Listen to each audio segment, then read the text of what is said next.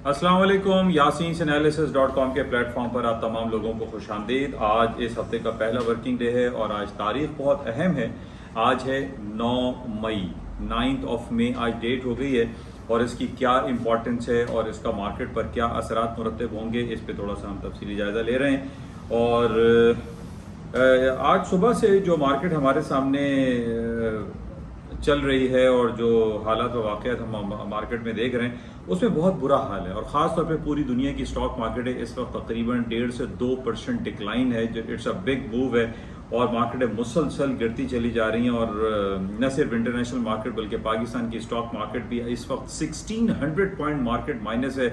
बहुत सारे आइटम ऐसे हैं जो कि लिमिट डाउन की तरफ खड़े हुए हैं या नियर लिमिट डाउन है और किसी को कुछ समझ में नहीं आ रहा है कि ये क्या कुछ हो रहा है। और ये हफ्ता इतवार के बाद नॉर्मली हम ये देखते हैं कि एक अजीब व गरीब मार्केट में मूव शुरू हो जाती है। ना सिर्फ वो पाकिस्तान की स्टॉक मार्केट PSX इंडेक्स हो बल्कि पूरी दुनिया की स्टॉक मार्केटें हफ्ता और इतवार में बड़े क्लोजली वॉच करती रहती हैं कि हफ्ता और इतवार को कौन सी ऐसी डेवलपमेंट हो रही हैं जिनकी बेसिस पे जो मंडे की मार्केट ओपन होती है वो मार्केटें डाउन साइड पे चली जाती हैं या अपर साइड पे चली जाती हैं। लेकिन नॉर्मली हमने ये देखा है कि मार्केटों में गिरावट का जो हालात होते हैं वो मार्केटें डाउनफॉल पे ज़्यादा होती हैं।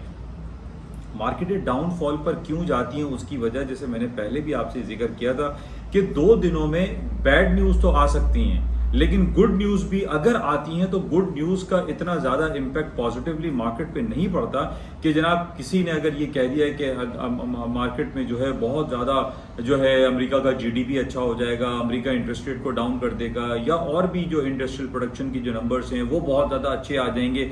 तो ये सारे जो अल्फाज होते हैं गा गी गे, इनमें ये होता है कि इट टेक्स टाइम। इसमें ये नहीं होगा कि जनाब हफ्ता और इतवार मार्केटें बंद हुई और मार्केटें अचानक पॉजिटिवली ऊपर की तरफ खुल गई, ऐसा बहुत कम हमने देखने में आया है। लेकिन ये हफ्ता इतवार में ज़्यादातर जो खबरें हमारे पास होती हैं उसमें नेगेटिविटी का पहलू ज़्यादा रहता है। जिस तरीके से हम पिछले 2 महीने बल्कि 3 महीने अब होने वाले हैं यूक्रेन और रूस के दरमियान जो खलफशार, जो केओस, जो एनॉर्की, जो वॉर वाली सिचुएशन चल रही है, इन बेसिस पे नेगेटिविटी के पहलू को ज़्यादा मलूज़ खातिर रखना चाहिए।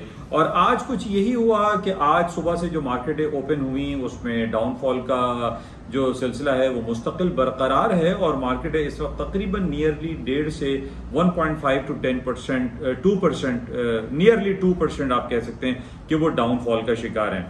अच्छा, अब इसमें डाउनफॉल का शिकार न सिर्फ स्टॉक मार्केटें हैं। अगर स्टॉक मार्केट के हवाले से हफ्ता और इतवार को नेगेटिव खबर आई है या कंटिन्यूएशन में फ्राइडे से जो हमारे पास खबरें बैड न्यूज़ चल रही थी वो हफ्ता और इतवार भी रही। इसमें हमने ये देखा कि आज सोना, चांदी, कॉपर, पैलेडियम, प्लैटिनम की मार्केटें भी डाउनफॉल का शिकार हैं। न सिर्फ ये कमोडिटीज और प्रेशियस मेटल डाउनफॉल का शिकार हैं बल्कि हम ये देख रहे हैं जो करेंसी आइटम है यानी British pound, euro, Japanese yen, Swiss franc और यानी जो ये करेंसीज जो प्राइम करेंसीज हैं ये मल्टी मंथ्स, मल्टी ईयर्स के लोएस्ट लेवल पर खड़ी हैं US डॉलर के अगेंस्ट में, जबकि अमेरिकी डॉलर इंडेक्स जो है वो 20 साल की बुलंद तरीन सतहों पर इस वक्त ट्रेड हो रहा है। तो ऐसी क्या बात है, कौन सी वजूहात हैं, उसको हम जरा जायजा लेते हैं। सबसे पहले ये कि पिछले हफ्ते हमारे पास सबसे इंपॉर्टेंट खबर थी कि अमेरिका के फेडरल रिजर्व बैंक के चेयरमैन मिस्टर जेरेमी पावल की जो कमेंट्स थे, जो उनकी आफ्टर FOMC की मीटिंग थी जिसमें अमेरिका ने तकरीबन 6-7 सालों के बाद अपनी शरह सूद में 0.5 बेसिस का इजाफा कर दिया और अब अमेरिका का इंटरेस्ट रेट शरह सूद 1% पर आ गया है। एक बात तो यह है जो कि जब भी हम देखते हैं कि अमेरिका या दुनिया की किसी भी इकोनॉमीज में इंटरेस्ट रेट को बढ़ाया जाता है, स्टॉक्स गिरावट का शिकार हो जाते हैं और वो पर्टिकुलर करेंसी जिस कंट्री का जो रेट बढ़ाया जाता है उसकी कदर कीमत में इजाफा होता है। और आज हमने यही देखा है कि पूरी दुनिया की स्टॉक मार्केटें डाउनफॉल का शिकार हैं 2 वजूहात की बुनियाद पे। एक तो अमेरिका ने इंटरेस्ट रेट बढ़ा दिया 0.5 बेसिस पॉइंट यानी 1% कर दिया और उसी के पैरेलल में हमने बरतानिया को भी ये देखा कि उसने भी अपने शरह सूद में इजाफा किया और अब अमेरिका के साथ साथ बरतानिया का भी शरह सूद 1% पे है। ये मल्टी ईयर्स के हाईएस्ट लेवल पर ये शरह सूद आया है। हमने देखा कि पिछले 4-5 सालों में अमेरिका का शरह सूद जो है वो 0 दर्जात पर या 25 बेसिस पॉइंट पे चल रहा था। लेकिन अब हम देख रहे हैं कि अक्रॉस द बोर्ड पूरी दुनिया में, चाहे वो ब्राजील हो, चाहे वो अर्जेंटीना हो, पाकिस्तान हो, इंडिया हो, चाइना हो, यानी हर तरफ हम ये देख रहे हैं कि शरह सूद में इजाफे की खबर गर्दिश करती चली जा रही है। इसी तरीके से यूरोपियन सेंट्रल बैंक ने भी ये ऐलान किया है कि वो आइंदा चंद मीटिंग्स में वो अपने शरह सूद में इजाफा कर देगा। हम ये जानते हैं कि यूरोपियन सेंट्रल बैंक का शरह सूद या डिफरेंट डिपॉजिट फैसिलिटी रेट्स मनफी दर्जात में चल रहे हैं, जिसकी वजह से वहां की जो करेंसी है वो डाउनफॉल का शिकार है। और इस पे कि जब हमने देखा कि डॉलर ने अपने इंटरेस्ट रेट में इजाफा किया तो यूरो करेंसी डाउन साइड पर आ गई। अच्छा, एक वजह तो हमें यह दिखाई दे रही है कि अमेरिका या पूरी दुनिया जो है वो अपने शरह सूद में इजाफा करते चले जा रहे हैं, जिसकी वजह से हम ये देख रहे हैं कि स्टॉक मार्केटों में गिरावट आ रही है और वो सर्टेन करेंसी में तेजी आ रही है, खासतौर पे यूएस डॉलर की अगर हम बात करें। लेकिन दूसरी तरफ हम यूरो करेंसी देख रहे हैं कि वो 5 से 6 साल की कमजोर तरीन सतह पर खड़ी हुई है। इसकी दो वजूहात हैं। एक वजह, जैसे कि मैंने आपसे ये कहा कि अमेरिका ने शरह सूद में इजाफा कर दिया है और अब शरह सूद 1% हो गया, 1% हो गया, जो कई सालों का बुलंद तरीन सतह है। उसके अगेंस्ट में जाहिर है यूरो करेंसी डाउन साइड पर आ रही है।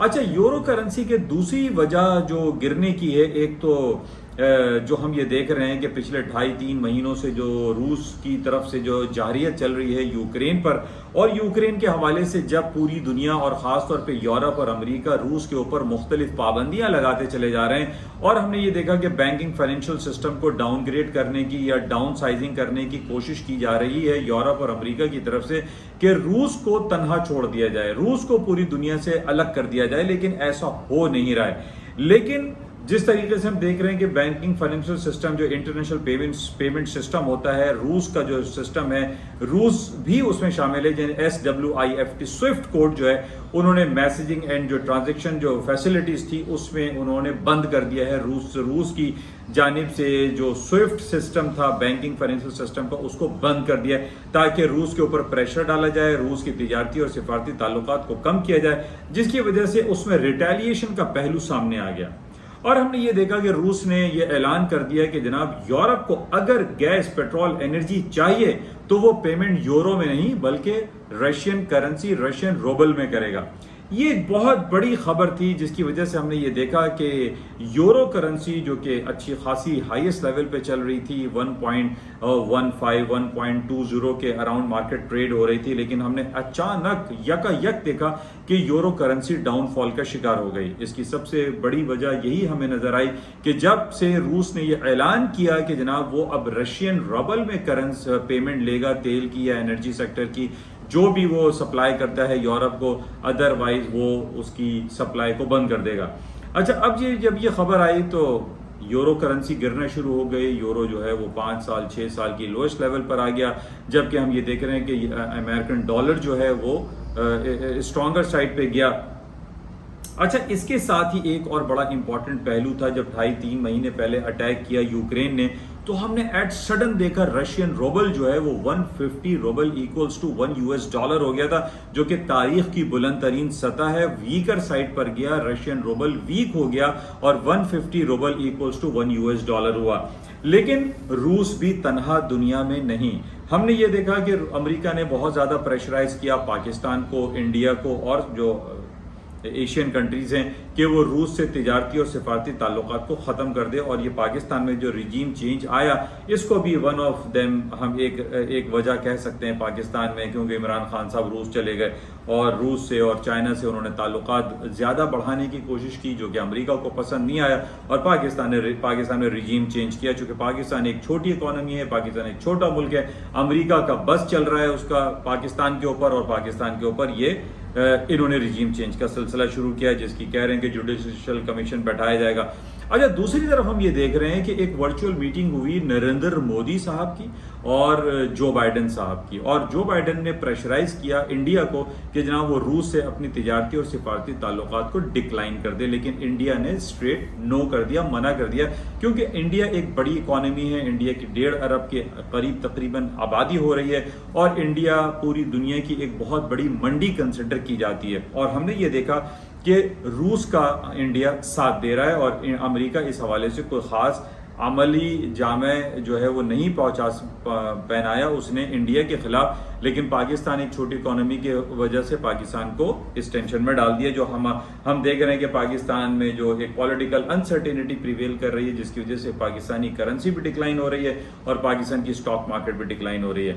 लेकिन जो पॉइंट मैं आपसे डिस्कस कर रहा था कि जिस तरीके से ये यूरो के हवाले से जो व्लादिमीर पुतिन साहब ने ये कहा कि वो यूरो में तेल की और एनर्जी सेक्टर की पेमेंट को नहीं लेंगे, जिसकी वजह से यूरो की मांग में कमी वाक़ई हो गई, क्योंकि जाहिर है जब पेमेंट यूरोप करता है तो वो यूरो में करता है, तो यूरो को मार्केट से परचेज करता है और परचेज करके वो रूस को पेमेंट करता है। लेकिन हमने देखा कि जब से ये बयान आया रशियन गवर्नमेंट की तरफ से, उसके बाद हमने देखा कि जो यूरोपियन करेंसी है, जो यूरो करेंसी है, वो मुस्तकिल डिक्लाइन साइड पर है। बहरहाल इसको हम मजीद देखेंगे कि क्या कुछ होता है, क्या जो यूरोप के डिफरेंट कंट्रीज हैं, चाहे वो रूस है, चाहे वो जर्मनी है, फ्रांस है, बल्गेरिया है, पोलैंड है, और अब फिनलैंड, स्वीडन और नॉर्वे, ये तमाम कंट्रीज जो हैं, ऑस्ट्रिया है, ये तमाम अपनी पेमेंट यूरो में करते हैं या वो रशियन रूबल में करते हैं। इसको हमें चेक में रखना पड़ेगा।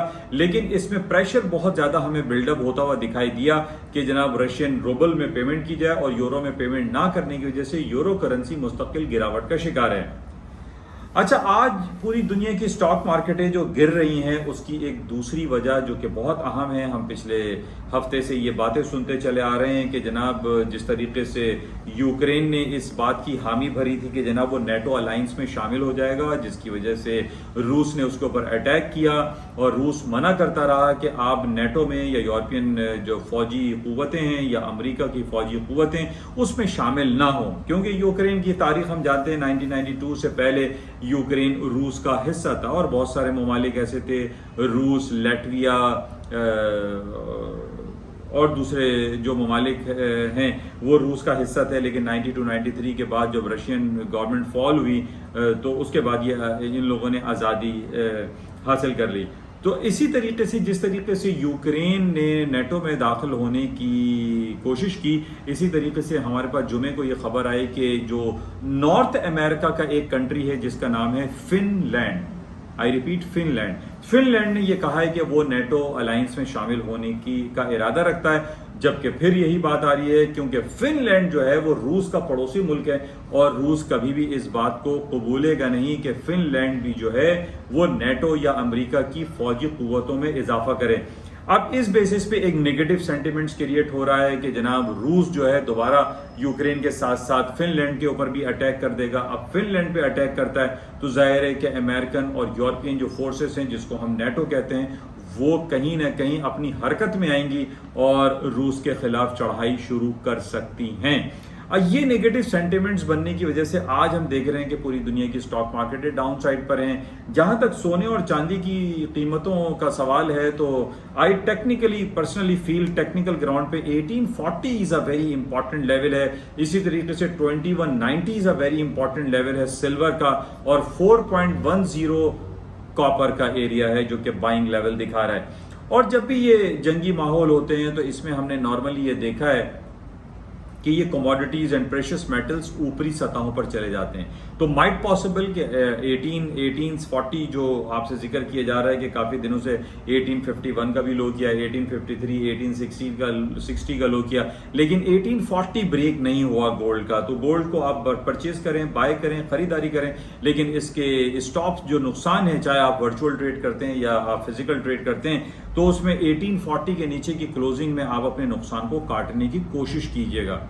तो ये बड़ा इंपॉर्टेंट पहलू है। अच्छा, इसके साथ जब हम फिनलैंड और यूक्रेन और जंगी माहौल की जब हम बात करते हैं तो हमें ये अंदाज़ा ये जहन में रखना चाहिए कि जब भी जंगी माहौल होता है तो इसमें जो क्रूड ऑयल की प्राइसेस हैं, जाहिर है एक कोर प्रोडक्ट है रूस का, और तकरीबन 60% जो एनर्जी सेक्टर की जो सप्लाई है वो रूस करता है। पूरे रेस्ट ऑफ द वर्ल्ड में आप कह लीजिए कि यूरोप को सबसे ज़्यादा वो सप्लाई करता है। तो जब ये फिनलैंड और फिनलैंड के साथ यूक्रेन और दूसरे ममालिक अगर इसमें शामिल होते हुए दिखाई दिए, जिसमें पोलैंड और बल्गेरिया भी काफ़ी, और मोल्डोवो है, ये तमाम कंट्रीज अगर ये जंगी सूरत हाल में आगे बढ़ते हैं तो हालात काफ़ी संगीन सूरत हाल अख्तियार कर लेंगे। और इसमें सबसे ज़्यादा जो तेज़ी बाज़ारों में दिखाई देती है वो है क्रूड ऑयल। तो क्रूड ऑयल टेक्निकल ग्राउंड पे 106, 103 के बड़े इंपॉर्टेंट सपोर्टिंग लेवल है, लेकिन इसको बाय करके चांस लेने में आफियत दिखाई देती है। अच्छा, इसके अलावा आज हांगकांग में नेशनल हॉलिडे है। हांगकांग की मार्केट सुबह बंद पड़ी हुई थी। अच्छा, कुछ खबरें हमारे पास हैं कि चाइना की जो रिपोर्ट है वो कुछ बेहतर आई है, लेकिन आज फिर भी उसके बेहतर आने के बावजूद भी हम देख रहे हैं कि स्टॉक मार्केटों में कोई खास तेजी नहीं आई। अच्छा, नॉर्मली हमने ये देखा है कि सारा दिन खास तौर पे जो मंडे की मार्केटें गिरती चली जाती हैं, अमेरिका की यूएस मार्केट जब खुलती है तो ये रिकवर हो जाती हैं। तो इसको आप जहन नशीन रखिएगा। कोई सर्टेन स्टॉप्स लगाकर, चाहे आप gold, silver, palladium, platinum, copper या अमेरिकन स्टॉक्स हों, उनको आप खरीदिए, लेकिन कोई सर्टेन स्टॉप नुकसान बांध करके लेते रहिए, क्योंकि आज मंडे का दिन है और मंडे के दिन में नॉर्मली हमने देखा है कि ये होता है। अच्छा, आज तारीखी एतबार से 9 मई है, बड़ा इंपॉर्टेंट डे है। आज से तकरीबन 75-80 साल पहले की बात है, 1945 में एडोल्फ हिटलर को शिकस्त हुई थी और रशियन गवर्नमेंट, रशियन फौजों ने कामयाबी का झंडा गाड़ा था 9 मई 1945।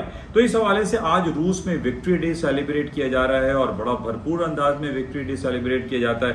आज इस हवाले से बहुत सारी चहमगोइयां होती रही और ये कहा जाता रहा है, बल्कि कह रहे हैं कि जनाब आज 9 मई के हवाले से आज रूस किसी जंगी हालात के हवाले से कोई ऐलान उसकी तरफ से मुतवक्को है।